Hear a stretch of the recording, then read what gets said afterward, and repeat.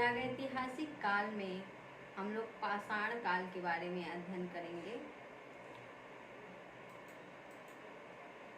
ये पाषाण काल, पाषाण काल को 4 भागों में डिवाइड किया गया है। तो पूरा पाषाण काल, मध्य पाषाण काल, नव पाषाण काल और ताम्र पाषाण काल। पूरा पाषाण काल की बात करें तो पूरा पाषाण काल 25 लाख बीसी से लेकर के 12,000 बीसी तक चलता है। पूरा पाषाण काल 25 लाख बीसी से लेकर के 12,000 बीसी तक चलता है और यह सबसे लंबा काल था। यह सबसे लंबा काल था जिसमें मानव ने अपना समय बिताया। तो ये MPPCS के क्वेश्चन में भी पूछा गया है कि ऐसा कौन सा काल है जिसमें मानव ने अपना अधिक समय बिताया। तो वो पूरा पाषाण काल है जिसमें मानव ने लगभग 25 लाख बीसी मतलब 25 लाख वर्ष अपना समय पूरा पाषाण काल में बिताया। तो 25 लाख के सामने देखा जाए तो 12,000 कुछ नहीं है, तो लगभग 25 लाख साल हम मोटा मोटा कह सकते हैं कि मानव ने यहाँ पर 25 लाख साल अपना बिताया। तो थोड़ा हम BC के बारे में समझ लेते हैं।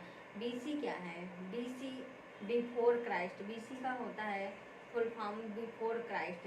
जब हम ईसा मसीह के समय को अगर हम जीरो मान लें, ईसा मसीह के समय को अगर हम जीरो मान लें तो उसके जो पहले के काल हैं, उसके पहले के और उसके बाद के 2 काल हैं। तो उसके जो पहले के काल हैं उसे हम BC कहते हैं और जो ईसा मसीह के जन्म के बाद के समय है उसे AD कहते हैं। AD मतलब होता है एना डोमिनी।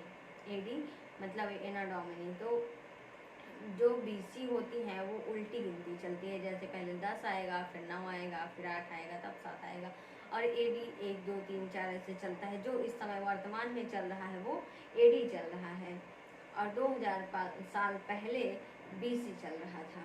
तो 2000 जो मतलब 2000 ये जो चल रहा है सन,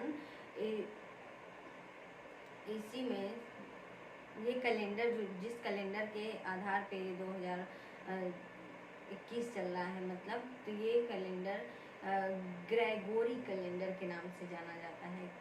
ग्रेगोरी कैलेंडर। तो ग्रेगोरी कैलेंडर को किसने बनाया था? तो 16वीं सदी में ग्रेगोरी कैलेंडर को एक पोप थे, ग्रेगोरी उनका नाम था। उन्होंने ईसा मसीह के जन्म के आधार पर बनाया, इसीलिए इस कैलेंडर का नाम भी ग्रेगोरी कैलेंडर रखा गया। तो पूरा पाषाण काल में हम बात करेंगे मानव की। उस समय मानव कैसे रहता था, क्या खाता था, क्या पहनता था, मतलब उनकी जो दिनचर्या थी वो कैसे थी, सभ्य थे असभ्य थे, इस पर हम थोड़ा चर्चा करेंगे। पूरा पाषाण काल का जो मानव था वो आरंभिक मानव था, मतलब प्रारंभिक मानव था। तो यह मानव आदि मानव कहलाया। पूरा पाषाण काल का जो मानव था आदि मानव कहलाया। और सबसे पहले मानव की बात करें तो सबसे पहले मानव जो आया था वो अफ्रीका में आया था, इसीलिए अफ्रीका को मानव का पालना कहा जाता है। सबसे पहला मानव जो आया था स्टार्टिंग में वो अफ्रीका में आया था, इसीलिए अफ्रीका महाद्वीप को मानव का पालना कहा जाता है। क्रेडल ऑफ ह्यूमन मतलब मानव का पालना कहा जाता था। लेकिन जब हम सभ्यता की बात करते हैं तो ये जो मानव थे, अफ्रीका के जो मानव थे, ये सभ्य मानव नहीं थे, ये मानव असभ्य थे, क्योंकि यहाँ पे मानव को खा जाता था। यहाँ पे ये लोग अपने दादा बाबा को भी खा जाते थे। जब सभ्यता की बात करते हैं, सभ्यता का पालना किसे कहा जाता है, तो ये एशिया महाद्वीप को सभ्यता का पालना कहा जाता है, क्योंकि एशिया महाद्वीप के सिंधु सभ्यता और मिस्र सभ्यता और सिंधु सभ्यता में सभ्य मानव देखा गया। ये मानव जो थे वो खाना बदहोश थे। यह मानव जो था वो खाना बदहोश था। इस समय का मानव खाना बदहोश था। इस मानव को किसी चीज़ से कोई मतलब नहीं होता था, बस अपना पेट भरना है उनको। समाज में क्या है क्या नहीं, परिवार समाज मतलब सामाजिक आर्थिक राजनीतिक किसी भी गतिविधियों से कोई मतलब नहीं होता था। उस समय ऐसा कुछ डेवलपमेंट था भी नहीं, ऐसा कुछ डेवलपमेंट भी नहीं था। तो इनको सिर्फ खाना से मतलब होता था, कोई चीज़ से नहीं मतलब होता था। खाना, इसीलिए इन्हें खाना बदहोश कहा गया। क्या कहा गया? तो खाना बदहोश कहा गया। जैसे आज हम पशु के बारे में एग्जाम्पल ले सकते हैं। पशु जो होते हैं उनको किसी चीज़ से मतलब नहीं होता, उनको बस चारा चाहिए, पेट भर गया, उसके बाद फिर अपना मतलब उनको ये नहीं मतलब और जो जानवर है वो खाएं या नहीं खाएं, वो एक तरह से उनके अंदर सभ्यता नहीं है। तो इसी तरह यह मानव भी था, जो इस समय का जो मानव था वो असभ्य थे और खाना बदहोश थे। जैसे कोई आजकल के जो मानव हैं, वर्तमान मानव की जब हम बात करते हैं, कहीं भी 4 लोग जैसे बैठे हैं, तो 4 लोगों के बीच में जब हम 4 पीस रसगुल्ले रख दें, अगर 4 रसगुल्ले रख देते हैं तो वो लोग ये समझ जाते हैं, लोग ये समझ जाते हैं कि हम 4 बैठे हैं, इससे 4 आया है, इसका मतलब है 4 लोगों को एक एक खाना है। लेकिन जब जानवरों की बात करें, उनके सामने 4 रसगुल्ले रख दिए जाएं, तो वो ये नहीं समझते हैं कि हम चारों को खाना है। उनको सिर्फ ये समझता है बस हमारे लिए है, बस हमारे लिए है। तो इसी प्रकार जानवरों से ही रिलेट कर सकते हैं। उस समय का जो मानव था, आदि मानव था, वह मानव भी इसी प्रकार था, खाना बदहोश था, असभ्य मानव था। जब हम छोटे बच्चे की बात करें, जैसे कोई छोटा बच्चा नवजात शिशु है, तो उसकी जब हम बात करते हैं तो वो क्या करे, वो भी खाना बदहोश होता है। उसको किसी चीज़ से मतलब नहीं होता, उसका परिवार, फैमिली, माता पिता, उसको समझ से भी कोई मतलब नहीं होता कि सामाजिक आर्थिक क्या चल रहा है, कुछ नहीं मतलब होता। उसको बस भूख लगती है तो खाना चाहिए, खाना पेट भर गया, उसके बाद फिर अपना खेलना है, किसी चीज़ से कोई मतलब नहीं होता। तो जिसे सिर्फ और सिर्फ पेट भरना आता है, उसी को इस समय जैसे पशु हैं, उनको हम कह सकते हैं कि वो खाना बदहोश हैं। तो उस समय के मानव खाना बदहोश होते थे। खाद्य संग्राहक, इस समय के जो मानव थे वो खाद्य संग्राहक थे, खाद्य संग्राहक थे। खाद्य संग्राहक, तो खाद्य संग्राहक की बात करें तो खाद्य संग्राहक किसे कहा जाता है? जो खाना को इकट्ठा करके रखते हैं उन्हें खाद्य संग्राहक कहा जाता है। वर्तमान मानव की जब हम बात करते हैं तो वो खाद्य संग्राहक नहीं है बल्कि धन संग्राहक है। वर्तमान मानव की जब हम बात करेंगे तो खाद्य संग्राहक नहीं बल्कि धन संग्राहक है। क्योंकि अगर मान लो किसी से पूछते हैं, किसी से कहते हैं कि तुम्हें एक ट्रक खाना चाहिए या एक ट्रक नोट चाहिए, तो आदमी यही कहेगा कि एक ट्रक नोट चाहिए, खाना क्या करेंगे। तो वर्तमान मानव जो है वो धन संग्राहक है। लेकिन हम मजाक कर रहे थे कि वर्तमान मानव धन संग्राहक है, एक एग्जाम्पल के रूप में बताए थे। और जो आदि मानव था वो खाद्य संग्राहक होते थे।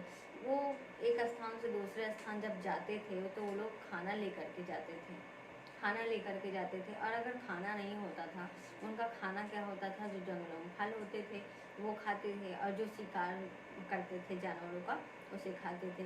तो जब उनके पास खाना नहीं होता था खाने के लिए, तो वो क्या करते थे, जो बड़े बुजुर्ग होते थे, किसी मतलब चलने फिरने के लायक नहीं है, किसी काम के लायक नहीं है, वो बैठे रहते थे। सोचते थे क्या फालतू बैठे रहें, चलो बाबा को लेते चलो, चलो उन्हीं खाना लेंगे। तो इस प्रकार का मानव, सभ्य मानव कैसे हो सकता है? आखेटक थे, इस समय के जो मानव थे वो आखेटक थे। आखेटक का मतलब होता है शिकार करना। तो ये लोग शिकार करते थे, बड़े बड़े पत्थर के औजार बनाते थे, बड़े बड़े पत्थर के औजार बनाते थे, और उस पत्थर से ही मतलब मार करके जानवरों को शिकार करते थे। जैसे मान लेते हैं कि एक जानवर कोई आ रहा है, बकरी है, तो पत्थर लिए खड़े हैं छुपा के, और उसके बाद जब वो बकरी वहाँ से गुजरती है तो उसके ऊपर गिरा देते थे, और वो मतलब मर जाती थी। उसके बाद फिर वो लोग खा लेते थे। तो बड़े बड़े पत्थर के औजार बनाते थे और उसी से वो लोग शिकार करते थे। इस समय एक सबसे महत्वपूर्ण कार्य हुआ, तो वो है आग की खोज हुई। आग की खोज हुई। तो आग की खोज की जब हम बात करते हैं तो आग की खोज पूरा पाषाण काल में हुई। आग की खोज पूरा पाषाण काल में हुई। तो एक मानव था, मतलब एक आदि मानव था। जैसे यहाँ चित्र में हम देखते हैं कि ये एक आदि मानव है, ये एक आदि मानव है, और ये एक आदि मानव है, और ये एक पत्थर लिया हुआ है, एक हाथ में ये पत्थर है और एक हाथ में ये पत्थर है। तो इस प्रकार ये पत्थर को एक पत्थर से दूसरे पत्थर में मार मार करके मतलब पत्थर के औजार बना रहा था, नुकीला औजार बना रहा था पत्थर के मतलब जानवरों का शिकार करने के लिए। तो इस समय क्या हुआ कि जब वो पत्थर से पत्थर को तोड़ रहा था तो पत्थर से पत्थर जब टकराए तो उससे चिंगारी निकली। तो क्या हुआ कि वहाँ जो आसपास का एरिया था, वहाँ जो आसपास का मैदान था, जंगल था, वो जल गया और जो जंगल में जीव जंतु थे वो भी जल गए। जब वो जीव जंतु जल गए तो वहाँ के जो लोग थे उन लोगों ने क्या किया, जो जीव जंतु जले थे तो उन जीव जंतुओं को मतलब जानवरों को, उन जले हुए जानवरों को जब खाएं तो वो और अच्छा लगा। मतलब कच्ची मांस वो लोग खाते थे शिकार करके, लेकिन अब वो पकी मांस पा गए। तो जब पकी मांस खाएं तो उन्हें बहुत अच्छा लगा। जब पकी मांस अच्छा लगा, अब कच्ची मांस की अपेक्षा कोई चीज़ पका के खाएंगे तो ज़्यादा अच्छा लगेगा। तो यही हुआ उन लोगों के साथ कि पकी मांस उनको ज़्यादा टेस्टी लगी। तो उन लोगों ने ये सोचा, अच्छा आग के बारे में तो जानते नहीं थे कि आग क्या होता है। तब सोचे अच्छा ऐसे पत्थर से पत्थर मतलब टकराएंगे तो ये निकलेगा, मतलब आग निकलेगा और उसके बाद फिर इनमें से पका के खा सकते हैं। तब से वो लोग मांस को पका करके खाना सीख गए, मतलब मांस को पका करके खाना सीख गए। तो पूरा पाषाण काल में आग की खोज हुई। ये आप देख रहे हैं, ये जो मानव हैं, ये सब मानव जो है वो पेड़ है, ये जंगल है। और इधर ये जो देख रहे हैं, ये जो जंगल है, जंगल में ये एक मानव चढ़ रहा है पेड़ में चढ़ रहा है और उसका फल तोड़ रहा है। तो इस समय का जो प्रमुख खाद्य पदार्थ था, खाद्यान्न की जब हम बात करेंगे तो जंगलों से जो फल प्राप्त होते थे वो थे। और एक ये मानव देखिए, ये दो मानव हैं आदि मानव। तो ये लोग क्या कर रहे हैं, यहाँ पे जमीन से कुछ निकाल रहे हैं। मतलब जमीन में जो फल होते थे, मतलब वही जैसे गाजर, मूली, ऐसे कुछ फल होते थे जमीन में जो होते थे उनको खाते थे। जो जंगल से फल पेड़ से प्राप्त होते थे उनको खाते थे। और जो जंगल में पशु पक्षी जानवर होते थे उनका शिकार करके खाते थे। प्रमुख खाद्यान्न उस समय का यही था।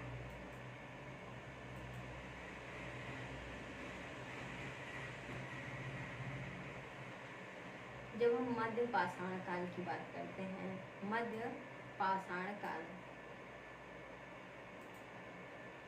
तो यह काल जो था 12,000 BC से लेकर के 5,000 BC तक मध्य पाषाण काल चलता है। और इस काल में मानव अंतिम संस्कार करना सीख गया था। जैसे कि हिंदू धर्म में यदि हम संस्कार की बात करें, संस्कार तो 16 संस्कार होते हैं, 16 संस्कार होते हैं, जिसमें से अंतिम संस्कार अंत्योष्टि होती है। अंत्योष्टि का मतलब होता है अंतिम संस्कार में दाह संस्कार होता है।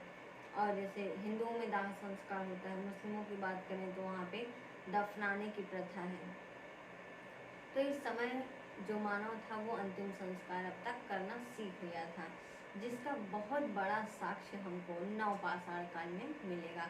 बहुत जब हम यहाँ पे अंतिम संस्कार करना स्टार्ट कर रहे हैं मध्य पाषाण काल में, तो इसका जो बहुत बड़ा 100 का विशाल मतलब ढेर मिलेगा, बहुत बड़ा ढेर मिलेगा।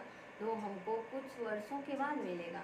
मतलब अभी अगर हम दफनाना स्टार्ट करेंगे तो अभी थोड़ी ना मिलेगा, काफ़ी वर्षों के बाद, कई वर्षों के बाद ही तो हमें 100 बहुत विशाल ढेर 100 के रूप में मिलेगा। तो यही हुआ यहाँ पे कि मध्य पाषाण काल में स्टार्ट होता है अंत्योष्टि, और इसका बहुत बड़ा भंडार विशाल 100 का नवपाषाण काल में देखा गया है, नवपाषाण काल में मिला है नवपाषाण काल में। तो इस काल के औजार जो थे थोड़ा छोटे हो गए थे, पूरा पाषाण काल की अपेक्षा इस काल के जो औजार थे वो छोटे हो गए थे। इसीलिए इस काल को माइक्रोलिथ कहा जाता है। तो माइक्रोलिथ इस काल का नाम क्यों पड़ा? माइक्रो मतलब होता है छोटा, लिथ मतलब होता है पत्थर। इस काल में जो पत्थर के औजार थे वो छोटे हो गए, पूरा पाषाण काल की अपेक्षा छोटे हो गए। इसीलिए कहा गया कि छोटे पत्थर के औजार थे। तो माइक्रो का मतलब होता है छोटा, लिथ का मतलब होता है पत्थर। तो जो छोटे पत्थर के औजार थे, इसी से नाम पड़ा मध्य पाषाण काल का माइक्रोलिथ। माइक्रोलिथ। तो इस समय क्या हुआ कि अफ्रीका, ये जो मानव थे, ये जो मानव थे वो कहाँ रहते थे? तो वो अफ्रीका में रहते थे। ये जो प्रारंभिक मानव था वो कहाँ रहता था? तो यहाँ पे रहते थे, अफ्रीका में ये लोग रहते थे यहाँ पे। तो कुछ आदिमानवों में क्या हुआ, कुछ आदिमानवों के बीच मतलब लड़ाई झगड़े हो गए। कुछ आदिमानवों के बीच लड़ाई झगड़े हो गए, एक दूसरे को लोग मारकूट करने लगे। तो इसी तरह मारकूट हुआ, लड़ाई झगड़ा हुआ, तो कुछ आदिमानव यहाँ से यहाँ चले आए। मतलब अफ्रीका महाद्वीप से कुछ मानव यहाँ से निकल करके वो लोग यहाँ आ गए। यहाँ पे आए। तो यहाँ जो आदि मानव आया वो किस जगह आया? तो वर्तमान में है पाकिस्तान में है मेहरगढ़। वर्तमान में है पाकिस्तान में है वो मेहरगढ़ स्थान है, यहाँ पे मेहरगढ़ है। तो उस समय वो लोग एशिया में प्रवेश कर गए, लड़ाई झगड़ा किया और फिर एशिया में प्रवेश कर गए। तो एशिया के मेहरगढ़ स्थान पर आए। अब मेहरगढ़ जो है वो एक तरफ, मेहरगढ़ के एक तरफ है किरथर पहाड़ी, इस साइड है किरथर पहाड़ी और इस साइड है सुलेमान पहाड़ी। तो मेहरगढ़ किरथर और सुलेमान पहाड़ी के बीच में है। यहाँ पर आदिमानव आया तो उसे बहुत तेज भूख लगी थी। आदिमानव को बहुत तेज भूख लगी थी, तो उसने क्या किया, पहाड़ था यहाँ पे, चूंकि पहाड़ में तो कोई जानवर मिलेंगे नहीं, पहाड़ में घास मिलेंगे, कोई जानवर नहीं होते पहाड़ में। तो वो उसे जब भूख लगी तो वो सिर पटक रहा था घास में, मतलब ऐसे सिर पटक रहा था घास में। तो वहाँ पे जो घास थी वो थोड़ा सॉफ्ट लगी।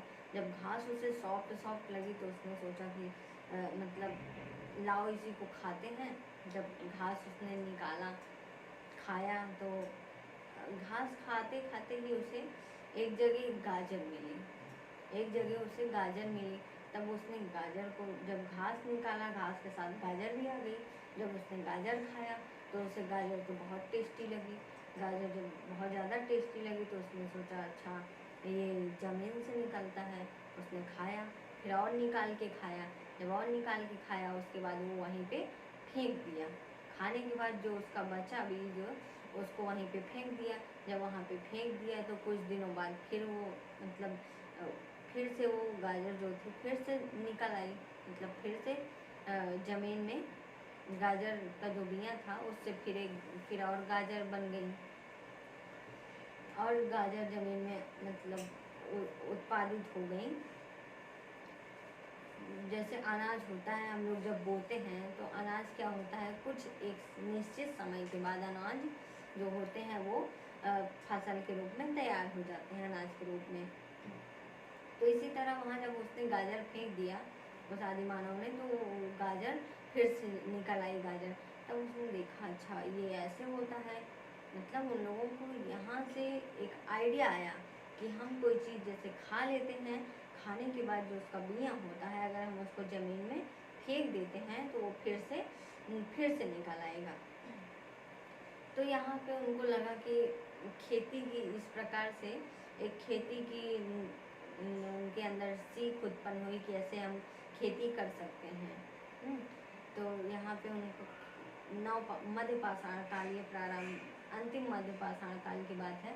तो जैसे इसमें खेती के लिए उन लोगों के अंदर विचार आया, जैसे वो लोग खेती करना स्टार्ट किए, तो वैसे ही नव पाषाण काल की नींव रखी गई। तो ये क्वेश्चन भी पूछा जाता है कि नव पाषाण काल, ये क्वेश्चन अधिकतर कथन और निष्कर्ष के रूप में पूछा जाता है कि नव पाषाण काल जो है वो किसके लिए नींव रखी गई, मतलब किस लिए नींव रखी गई, खेती के लिए रखी गई।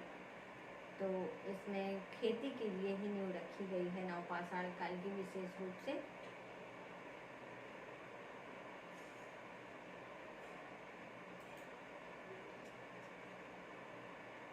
नवपाषाण काल की अगर हम बात करें तो ये 5000 BC से लेकर के 5000 BC से लेकर के 3000 BC तक ये चलता है।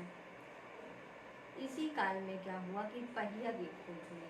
नवपाषाण काल में ही पहिया की खोज हुई, पहिया की। तो इस समय लोग खेती करने लगे थे, क्योंकि खेती करते थे तो यहाँ वहाँ उनको ज़्यादा आना जाना भी नहीं पड़ता था।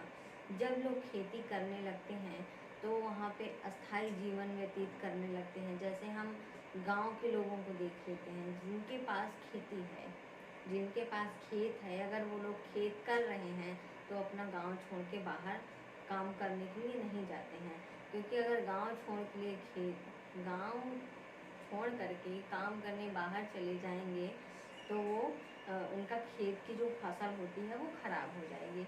इसलिए चूँकि खेती करने के लिए हमें गांव में प्रॉपर रहना पड़ता है।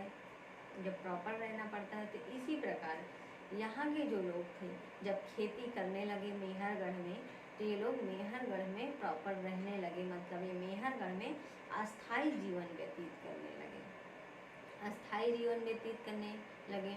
जब अस्थायी जीवन व्यतीत करने लगे ये लोग, तो ये पशुपालतू जो पशु थे, मतलब जो जानवर थे, उनको भी ये लोग पालने लगे। तो मतलब पालन का भी, पशुपालन भी यहाँ से प्रारंभ हो रहा है, पशुपालन भी प्रारंभ हो रहा है। वो लोग पशु भी पालने लगे और आवास बना करके रहने लगे नवपाषाण काल में।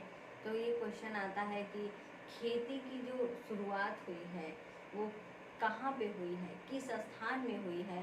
तो मेहरगढ़ में हुई है। खेती की शुरुआत मेहरगढ़ में हुई है। यहाँ पे आवास बनाकर पहला मतलब प्रारंभिक जीवन जो था, अस्थायी प्रारंभिक जीवन जो व्यतीत करने लगे थे आदि मानव, वो कहाँ व्यतीत किए थे? तो मेहरगढ़ में व्यतीत किए थे। इसी समय लोग मिट्टी के बर्तन भी बनाने लगे, मिट्टी के बर्तन बनाने लगे थे इस समय। तो सब मिट्टी के बर्तन की जब हम बात करें तो सबसे पहले ये लोग तो घड़ा तो तैयार नहीं करेंगे, सबसे पहले ये घड़ा तो बनाएंगे नहीं। सबसे पहले मतलब कुछ ऐसे प्लेट की तरह कुछ बनाए होंगे, फिर उसको बड़ा बनाते बनाते माइंड में आया होगा कि चलो इसको ऐसे बना देते हैं, तो वो बनाए होंगे। तो पहले घड़ा बना होगा, उसके बाद घड़े में जो डिजाइन होती है, जो सिंपल घड़ा बनता है, हम लोग अभी भी देखते हैं कि जो घड़ा होता है वो सिंपल होता है, उसमें कोई डिजाइन नहीं होती है, उसे घड़ा कहते हैं। लेकिन मनका की जब बात करें, मनका की, तो वो क्या होता है कि ऐसे बना होता है और उस पर छोटी मतलब डिजाइन बनी होती है। तो सबसे पहले तो कोई छोटा सा तस्तरी या प्लेट की तरह बना होगा, फिर वो बड़ा होते होते घड़ा बनाए होंगे ये लोग। जब घड़ा बनाए होंगे बाद में मनका बनाए होंगे। कृषि भी करने लगे थे। इस काल में तांबे की खोज हुई। इस काल में जब तांबे की खोज हुई, यहाँ पे तांबे की जब नवपाषाण काल में लोग तो तांबे की खोज हुई, तांबे की जानकारी हुई, तब ये लोग जो घड़ा बनाते थे पहले मिट्टी के, अब ये लोग घड़ा तांबे के बनाने लगे, और पत्थरों की बात करें, औजार की बात करें तो औजार भी तांबे के बनने लगे। तो पत्थर जो होता है, अगर उससे पतला सा ऐसे पाइप बनाएंगे, पत्थर को पतला सा ऐसे पाइप बनाएंगे तो टूट जाएगा।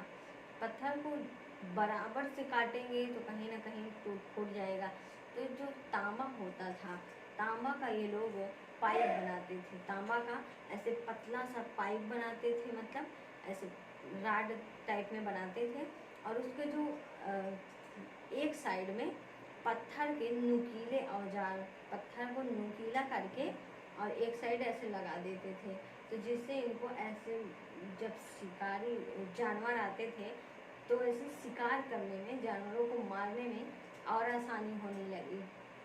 तो इस समय जब तांबे की खोज हुई तो ये लोग पत्थर के जो औजार बनते थे उसमें तांबा और पत्थर दोनों के औजार बनाने लगे। इस काल के जो मानव थे उन्हें होमोसेपियंस कहा गया। और पालतू पशु, तो सबसे पालतू पशु जो था वो कुत्ता था। जो मानव आदि मानव ने सबसे पहले पाला, जो जानवर का सबसे पहला पालतू पशु का साक्ष्य मिलता है, तो वो पालतू पशु जो है वो कुत्ता था। अब हम ताम्र पाषाण काल की बात करेंगे। ताम्र पाषाण काल, तो जब इतिहास थोड़ा सा नव पाषाण काल की बात करें, तो जब इतिहास में कोई परिवर्तन होता है, तो उसे उत्तर कहा जाता है। उत्तर, जैसे हम गुप्त काल की बात करें, गुप्त वंश की बात करें, तो जो गुप्त काल चल रहा था, तो उसका जो अंतिम समय था, उसके बाद गुप्त काल, जैसे गुप्त वंश की जगह कोई और वंश आया, गुप्त वंश का पतन हो गया। उसके बाद जो वंश आते हैं, जैसे हर्षवर्धन वंश आता है गुप्त काल, तो गुप्त काल के बाद जो वंश आया उसे हम उत्तर गुप्त कहेंगे। मतलब गुप्त के बाद आया, इसलिए उत्तर गुप्त कहेंगे। तो जब उत्तर गुप्त कहा जाता है, इसे हम लोग इतिहास में गुप्तोत्तर काल के नाम से जानते हैं, गुप्तोत्तर काल। इसी प्रकार जब मध्य पाषाण काल के बाद नव पाषाण काल की स्टार्टिंग हुई थी, मतलब शुरुआत हुआ था, तो उसे नव पाषाण काल को उत्तर पाषाण काल के नाम से भी जाना जाता है। जब इतिहास में राजनीतिक, सामाजिक, आर्थिक किसी भी स्थिति में जब बदलाव आती है, जब घटनाओं में परिवर्तन आता है, तो उसे उत्तर के नाम से जानते हैं। तो हम अब बात करेंगे ताम्र पाषाण काल की। ताम्र पाषाण काल जो है वो 3000 BC से लेकर के 1000 BC तक चलता है। 3000 BC से लेकर के 1000 BC तक चलता है। इस काल को चिल्कोलिथ कहा जाता है। इस काल में हथियार जो थे वो तांबे और पत्थर दोनों को मिक्स करके बनने लगे। इस काल के जो मनके थे वो तांबे के बनने लगे। पहले मनके जो बनते थे वो मृदभांड कहे जाते थे, क्योंकि वो मिट्टी के बनते थे। और जो बाद में ताम्र पाषाण काल में मनके बनने लगे, यहाँ पे तो तांबे की खोज हो गई थी। अब जो मिट्टी के बर्तन बनते थे वो तांबे के बनने लगे, इसलिए उन्हें मनका कहा जाने लगा।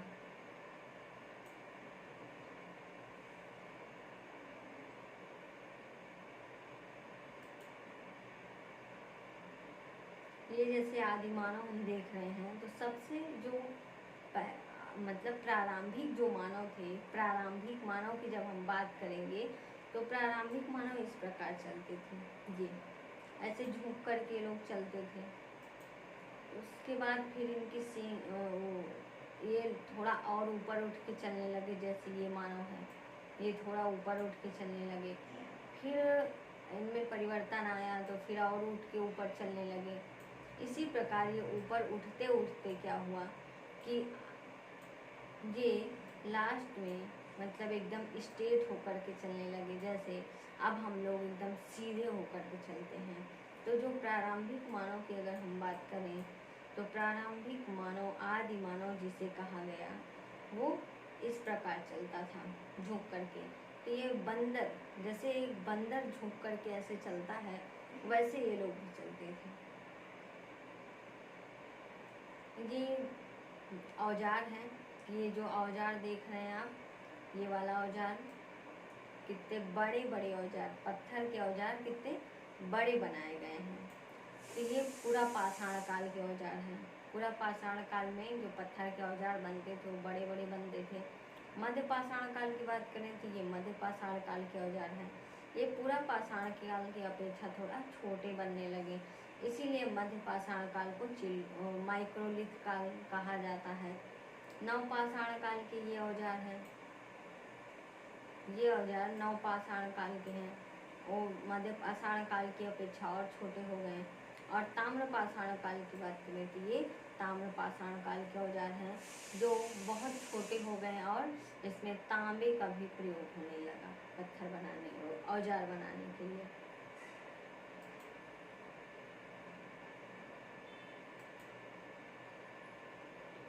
यहाँ देख रहे हैं आप स्क्रीन पे कि ये कैसे अस्थाई जीवन व्यतीत करने लगे थे। मेहरगढ़ में ये अस्थाई जीवन व्यतीत किए थे।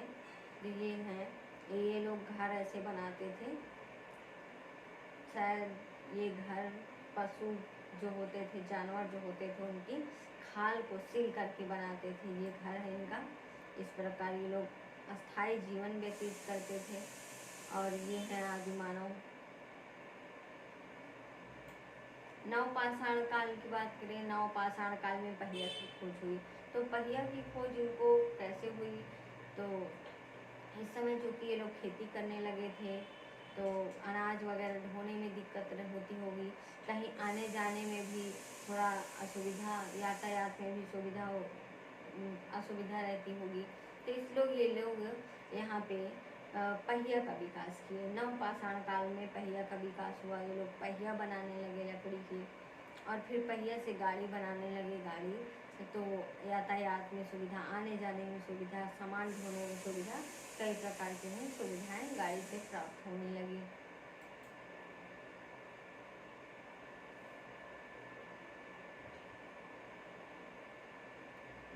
जब हम पहली चित्रकारी की बात करते हैं, तो कुछ यहाँ पे जो पुरातात्विक साक्ष्य मिले हैं पाषाण काल में, पुरातात्विक साक्ष्य जो हमें प्राप्त हुए हैं, तो उसे हम मैप से कंसीडर करके देखेंगे।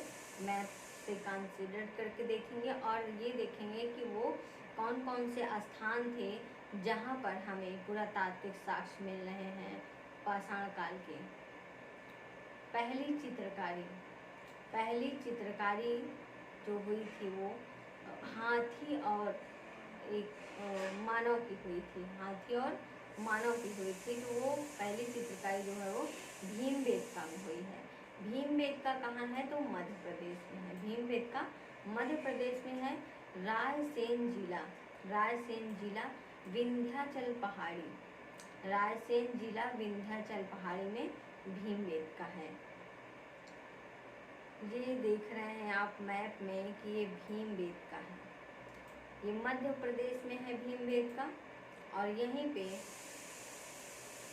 चित्रकारी प्राप्त हुई थी। पहली चित्रकारी मानव द्वारा बनाई गई पहली चित्रकारी हमें भीमबेटका से मिली है। तो ये क्वेश्चन आ सकता है कि मानव द्वारा बनाई गई पहली चित्रकारी हमें कहाँ से प्राप्त हुई? भीमबेटका से। ये भी पूछ सकता है कि किस स्टेट से प्राप्त हुई? तो मध्य प्रदेश से हुई है। और भीमबेटका कहाँ है? रायसेन जिला, मध्य प्रदेश के रायसेन जिला में विंध्याचल पहाड़ी नर्मदा घाटी में है। यहाँ पे दो चीज़ों की चित्रकला प्राप्त हुई थी। ये हाथी की और मानव की। एक है हाथी और दूसरा है मानव। तो ये हाथी और मानव की चित्रकारी प्राप्त हुई है। तो ये किस प्रकार की जो चित्रकला पाई गई है, ये किस प्रकार की है? तो ये गुफा चित्रकारी है। गुफा चित्रकारी ये मध्य प्रदेश में गुफा में बनाई गई थी। गुफा के जो दीवार होती हैं, गुफा में जो दीवार होती हैं वहाँ पे बनाई गई थी। तो गुफा जो दीवारों की चित्रकारियाँ बनती थी उसे भित्ति चित्र कहते हैं। तो ये भी क्वेश्चन में पूछ सकता है कि पहली भित्ति चित्रकारी कहाँ पाई गई? तो भीमबेटका में पाई गई। और पहली चित्रकारी कहाँ पाई गई? तो वो भी भीमबेटका में पाई गई है।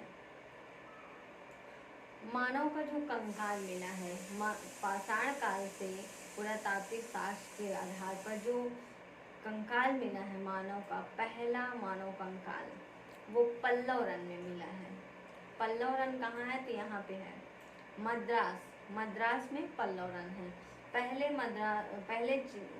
जो वर्तमान में चेन्नई है, चेन्नई शहर, इसे मद्रास कहा जाता था पहले। तो पहले मद्रास कहा जाता था।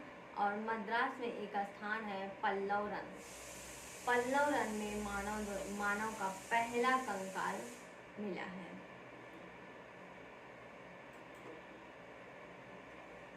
यहाँ जो भीमबेटका में चित्रकारी मिली है, तो वो चित्रकारी बहुत मिलती जुलती नहीं है मानव से बहुत ज़्यादा।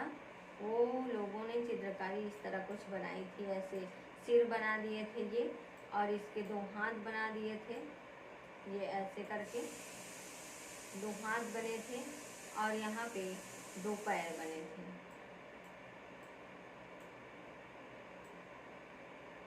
ऐसे दो हाथ और दो पैर बने थे और सिर बने थे, इस प्रकार कुछ बनी थी चित्रकारी। और हाथी की चित्रकारी बताएं, हाथी की चित्रकारी की बात करें तो यहाँ पे ऐसे सूंड बना था, उसके दो पैर और दो हाथ ऐसे बने थे हाथी के। तो हाथी से भी ये बहुत ज़्यादा नहीं मैच करता था, लेकिन ऐसा प्रतीत होता है कि हाथी की ये चित्रकारी बनाई गई है। चावल के साक्ष्य, तो चावल के साक्ष्य कहाँ मिले हैं? चावल का साक्ष्य उत्तर प्रदेश के कोल्डिहवा में मिला है। चावल का साक्ष्य उत्तर प्रदेश के कोल्डिहवा में मिला है। तो उत्तर प्रदेश का कोल्डिहवा ये यहाँ पर है, उत्तर प्रदेश में कोल्डिहवा एक स्थान है, वहाँ से चावल का साक्ष्य मिला है। तो ऐसा तो नहीं है कि सबसे पहले वहाँ खुदाई जब हुई तो हमें चावल मिला, ऐसा तो नहीं है कि चावल ही मिलेगा, क्योंकि चावल से पहले हमें धान मिलेगा। चावल से पहले हमें धान मिलेगा, क्योंकि जब धान की ऊपर की जब कवर हटाई जाती है तब हमें चावल मिलता है। तो यहाँ चावल का धान मिला था, कोल्डिहवा में हमें धान मिला था। उत्तर प्रदेश में है ये कोल्डिहवा, और यहाँ पर धान मिला था, इसीलिए कहा जाता है कि कोल्डिहवा में चावल का साक्ष्य मिलता है। बिहार के छपरा सारण में चिराग मिला है। बिहार के छपरा सारण में चिराग मिला है। तो बिहार का पुरातात्विक स्थल कौन सा है? तो छपरा सारण में चिराग, ये बिहार का छपरा सारण है, पुरातात्विक स्थल है। कश्मीर, कश्मीर में दो चीज़ों का साक्ष्य मिला। कश्मीर के बुर्ज होम, ये है कश्मीर, और कश्मीर का बुर्ज होम एक स्थान है, वहाँ पे दो चीज़ों के साक्ष्य मिलते हैं। पहला साक्ष्य तो ये मिलता है कि गर्तावास, गर्तावास क्या होता है कि जमीन के अंदर गड्ढे खोद के गुफा बना के रहते थे, तो ये गर्तावास कहा जाता था। इस समय जो मानव थे वो जमीन, कश्मीर में जो गर्तावास मिला है, जमीन में गड्ढे खोदते थे, गुफा बनाते थे और वहाँ रहते थे, तो उसे ही गर्तावास कहा गया है। और एक साक्ष्य मिलता है तो वो है आदमी के साथ यहाँ कुत्ते को भी दफनाया जाता था। जब किसी आदमी की मृत्यु हो जाती थी तो उसके साथ जो उसका कुत्ता होता था उसे भी दफना दिया जाता था। यहाँ पर दो प्रकार के साक्ष्य मिले हैं, एक गर्तावास और एक आदमी के साथ कुत्ते दफनाने की प्रथा मिली है यहाँ पे।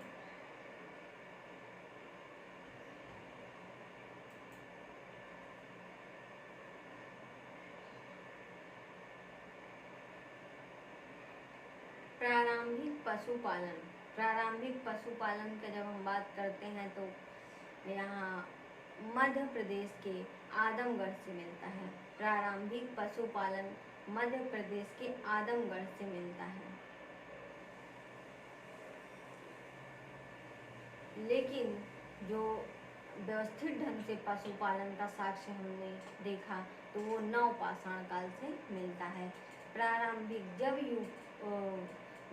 इसमें यूपीएससी क्वेश्चन पूछती है और या स्टेट लेवल का पीसीएस लेवल का जब क्वेश्चन बनता है वहाँ पर एकदम क्लियर बताया जाता है कि प्रारंभिक पशुपालन कहाँ से हुआ। तो प्रारंभिक पशुपालन आदमगढ़ से हुआ। लेकिन जब हम वनडे एग्जाम में बैठते हैं, जब हम वनडे एग्जाम का पेपर देते हैं तो वहाँ पे प्रारंभिक पशुपालन ये नहीं पूछा जाता। वहाँ यही पूछा जाता है कि पशुपालन कहाँ पाया गया। पशुपालन का जो साक्ष्य मिला है, मतलब वहाँ से जो कंकाल मिले, जो पशुओं के शव मिले हैं, वो नवपाषाण काल में व्यवस्थित रूप से अगर कहें तो व्यवस्थित रूप से नवपाषाण काल का जो आदि मानव था वो पशुपालन आरंभ किया था व्यवस्थित रूप से। लेकिन इसका प्रारंभिक साक्ष्य मध्य पाषाण काल जो है उसके अंतिम समय में, मध्य पाषाण काल के अंतिम खत्म होते मध्य पाषाण काल का, उसमें पशुपालन का साक्ष्य मिलता है। तो जब यूपीएससी में पूछे, क्वेश्चन को बहुत ध्यान से पढ़ो, जब यूपीएससी में पूछता है तो एकदम क्लियर करके पूछता है कि ये क्या पूछ रहा है, प्रारंभिक पूछ रहा है या फिर व्यवस्थित जीवन पूछ रहा है। लेकिन जब वनडे एग्जाम पूछता है तो वहाँ पे कोई क्लियर नहीं कहता, वो सीधा सा क्वेश्चन देता है कि पशुपालन कब शुरू हुआ, पशुपालन कहाँ हुआ। तो यूपी वनडे एग्जाम में हम नवपाषाण काल में टिक करेंगे, लेकिन यूपीएससी में एकदम क्लियर लाइन होती है, आप लोग पढ़ करके वहीं पे प्रेजेंस आप माइंड के अनुसार अपना टिक मार्क कर सकते हैं। प्रारंभिक कृषि, प्रारंभिक कृषि की बात करें तो प्रारंभिक कृषि 3 स्थानों पे पाई गई है, 3 स्थानों पे। एक है बादौर और एक है सराय बहादुर और आदमगढ़। तो बादौर जो है राजस्थान में आता है, बादौर राजस्थान में आता है। तो राजस्थान में बादौर में प्रारंभिक कृषि पाई गई, और उत्तर प्रदेश में सराय बहादुर में, और मध्य प्रदेश की बात करें तो मध्य प्रदेश में आदमगढ़ में प्रारंभिक कृषि का साक्ष्य मिलता है। ये प्रारंभिक कृषि जो है वो मध्य पाषाण काल के मतलब अंतिम समय में, मध्य पाषाण काल जब खत्म हो रहा था तभी इसका साक्ष्य मिलता है, मध्य पाषाण काल में। लेकिन इसका भी जो व्यवस्थित रूप से कृषि का जो व्यवस्थित रूप से देखा गया है कि कहाँ पे लोगों ने अस्थायी जीवन व्यतीत किया और कहाँ कृषि एक व्यवस्थित तरीके से करना स्टार्ट किए, तो मेहरगढ़ में मिला है, जो नवपाषाण काल में देखा गया है, मेहरगढ़ में मिला है। और व्यवस्थित कृषि की जब हम बात करेंगे तो मेहरगढ़ में मिला है, और काल की जब हम बात करेंगे तो नवपाषाण काल में देखा गया है व्यवस्थित कृषि का साक्ष्य। लेकिन प्रारंभिक कृषि के साक्ष्य जो है वो 3 स्थान पे मिले हैं। तो राजस्थान के बादौर में, उत्तर प्रदेश के सराय बहादुर में, और मध्य प्रदेश के आदमगढ़ में। आदमगढ़ में याद रखिएगा, आदमगढ़ है ना कि आजमगढ़। और ये राजस्थान के बादौर में मिला है, बादौर ही है, बाजौर नहीं है। हड्डियों के औजार, हड्डियों के औजार जो मिले हैं वो यूपी के महदहा में मिला है। हड्डी के औजार जो मिले हैं तो वो यूपी के महदहा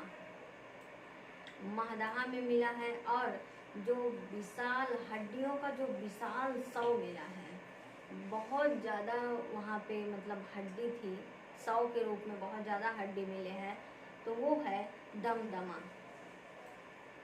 दोनों नाम को बहुत अच्छे से याद रखिएगा, महदहा और दमदमा। तो दोनों जगह चूँकि हड्डियों की ही बात हुई है तो इसमें भूल सकते हैं। तो यहाँ ये याद रखिए, जो हड्डी के औजार मिले हैं, हड्डी तो दोनों जगह मिली है, लेकिन औजार की जब बात होगी, जब औजार की बात होगी तो वहाँ पर महदहा आएगा। हड्डी के जो औजार मिले हैं वो महदहा से मिले हैं, लेकिन जो हड्डी के विशाल शव मिले हैं, बहुत बड़ा ढेर मिला है शव के रूप में, वहाँ हड्डी मिली है, तो वो दमदमा है। दमदमा दोनों स्थान यूपी में है। और जब हड्डी के औजार की बात करेंगे, बहुत वहाँ भी बहुत बड़ा सा हड्डी का ढेर मिला है यूपी में, दमदमा महदहा में भी। लेकिन वो हड्डियाँ जो थी वो औजार के रूप में प्रयोग की जाती थी। तो उस समय पत्थर के भी औजार बनाए जाते थे और हड्डियों के भी औजार बनाए जाते थे।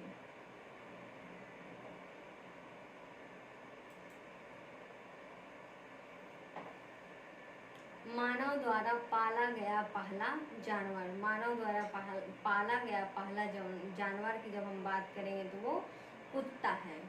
क्या है? कुत्ता है।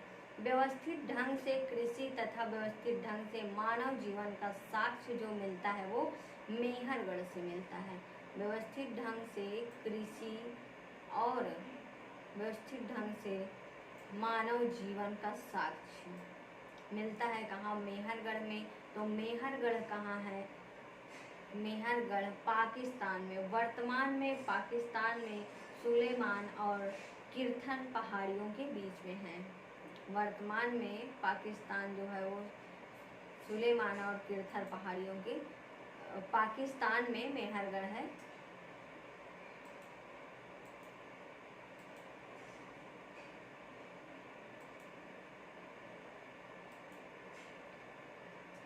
तो ये यहाँ आप देख रहे हैं, ये मेहरगढ़ है, ये मेहरगढ़ है। एक साइड है ये किरथर पहाड़ी है, एक साइड किरथर पहाड़ी है एक साइड, और एक साइड है सुलेमान पर्वत।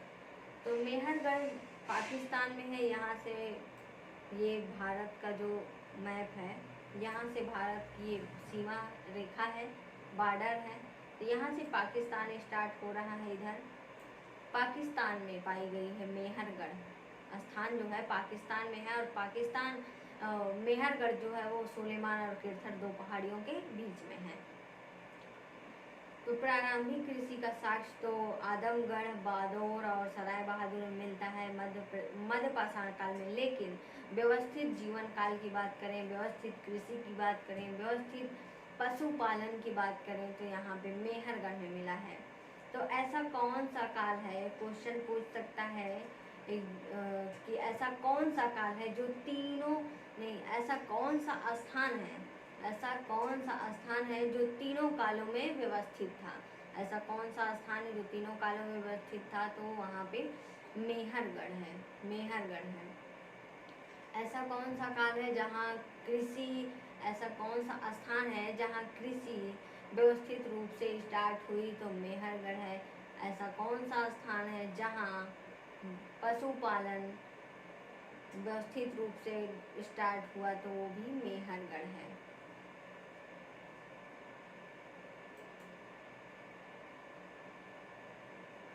मेहरगढ़ में ही पहली बार गेहूं की खेती हुई थी। मेहरगढ़ में ही पहली बार गेहूं की खेती हुई थी। गेरुवर्णी मृदभांड, गेरुवर्णी मृदभांड जो है वो हस्तिनापुर में पाया गया है, हस्तिनापुर में पाया गया है। और पहली खेती, अगर हम जौ की पहली खेती की बात करें तो वो ईरान में पाई गई है। यहाँ अब हम मैप में देखेंगे, मैप में तो ये हस्तिनापुर है, हस्तिनापुर है हरियाणा, हस्तिनापुर जो हरियाणा में पाया गया है हस्तिनापुर।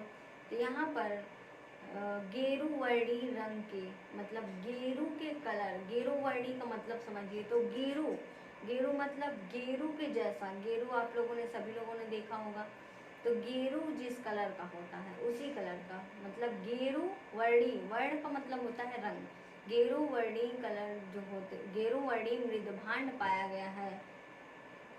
तो गेरू वर्णी मृदभांड कहाँ पाया गया है, तो हरियाणा में हस्तिनापुर में पाया गया है, हरियाणा के हस्तिनापुर में पाया गया है। पहला गेरू मृदभांड का जो साक्ष्य मिला है वो हस्तिनापुर में मिला है। यह मृदभांड किस कलर का था, तो गेरुवर्णी था। अब हम खेती की बात करते हैं, तो जो कृषि का, जो जौ की कृषि हुई है, जौ की, गेहूं के जैसे जौ भी होता है, आप लोगों ने देखा होगा। जौ की कृषि, सबसे पहली कृषि जो जौ की हुई है वो ईरान में पाई गई है, ईरान में पाई गई है। जौ की जो पहली कृषि हुई है वो ईरान में मानी गई है। लेकिन अगर हम गेहूं की बात करें, गेहूं की, तो मेहरगढ़ में गेहूं की पहली कृषि हुई थी। मेहरगढ़ में जो कि दो चीज़ों की कृषि हुई थी, गेहूं और जौ की, दोनों बोया गया था मेहरगढ़ में, गेहूं और जौ।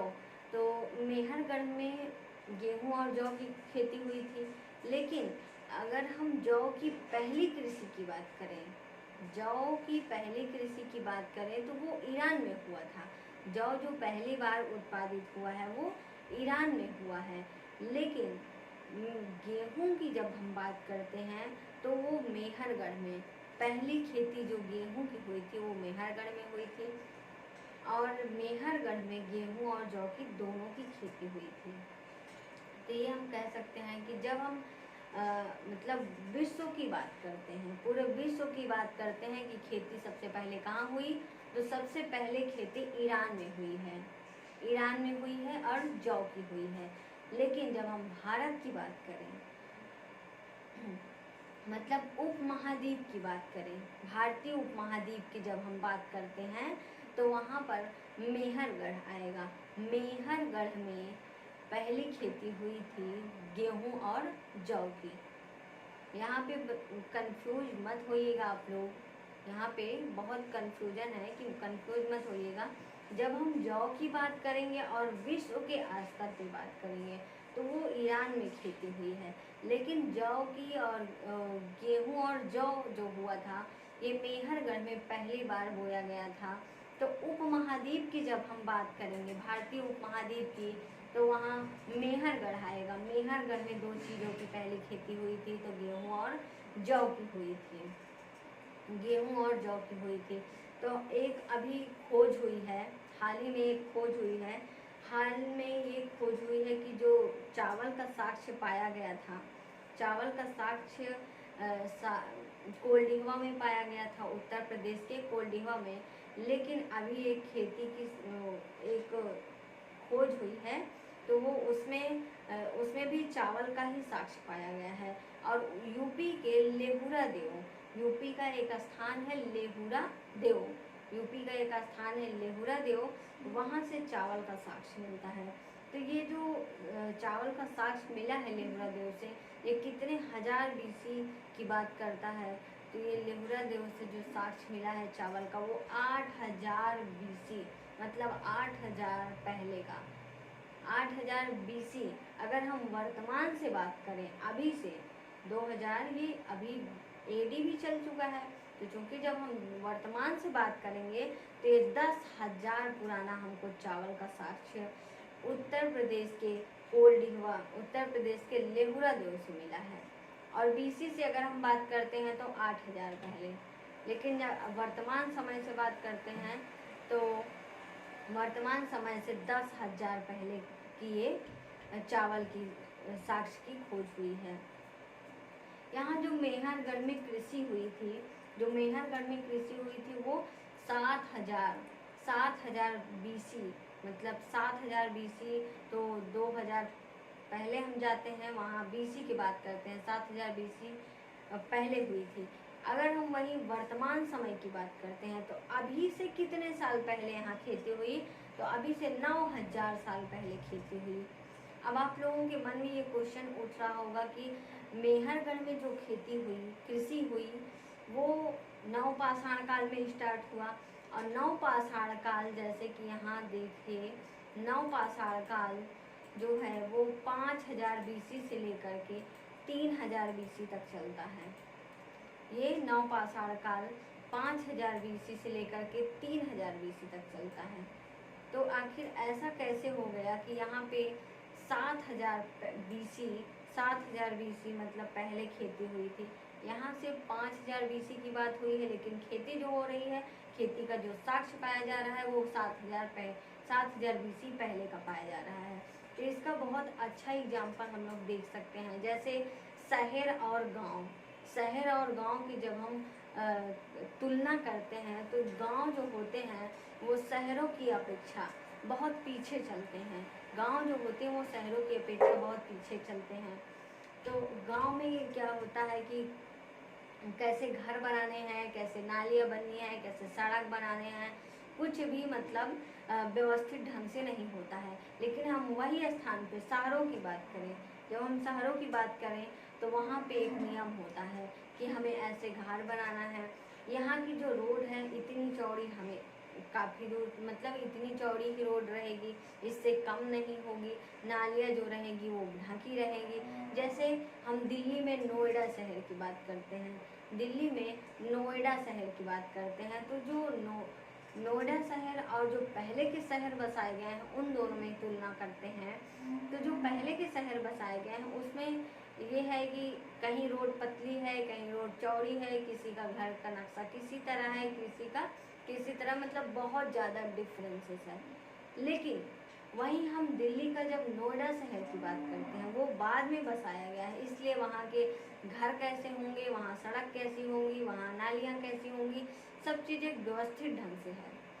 तो इन दोनों शहरों की जब तुलना करते हैं तो ऐसा लगता है कि जो दिल्ली का नोएडा शहर है वो 2021 का है, और जो और शहर हैं उनकी जब हम स्थिति देखते हैं तो लगता है कि 2019 की नहीं बल्कि 1990 का है, 1991 का है, ऐसे देख के प्रतीत होता है। तो दो कालखंड चलता है। एक कालखंड ये होता है कि काल तो एक ही रहता है, काल मतलब जो समय होता है, सन होता है, वो एक ही रहता है, लेकिन कहीं कहीं के लोग जो होते हैं उसी समय में, उसी कालखंड में बहुत ज़्यादा ग्रोथ कर जाते हैं, कहीं के लोग होते हैं जो बहुत कम ग्रोथ करते हैं। इसीलिए यहाँ पे डिफरेंसेस आया है कि मेहरगढ़ में खेती जो हुई थी वो उसका साक्ष्य 7000 BC पहले का मिलता है, लेकिन यहाँ पे 5000 BC से लेकर के 3000 BC तक नवपाषाण काल चलता है।